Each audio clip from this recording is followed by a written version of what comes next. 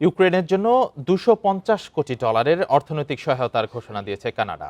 শনিবার নোভা স্কোশিয়ায় ইউক্রেনের প্রেসিডেন্টের সঙ্গে বৈঠক শেষে ঘোষণা দেন কানাডার প্রধানমন্ত্রী মার্ক কার্নি। অটোয়ার এই সহায়তা কিয়েভকে আন্তর্জাতিক মুদ্রা তহবিল থেকে অর্থায়নের সুযোগ করে দেবে।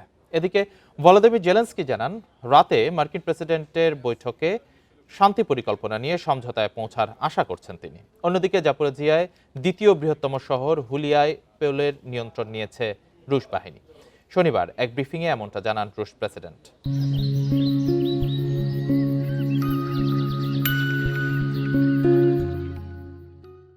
হুলিয়ায় পোলের নিয়ন্ত্রণ নেয়ায় জাপোরিজিয়ায় আরও গভীরে যাওয়ার অনুকূল পরিস্থিতি তৈরি হয়েছে বলেও জানান ভ্লাদিমির পুতিন।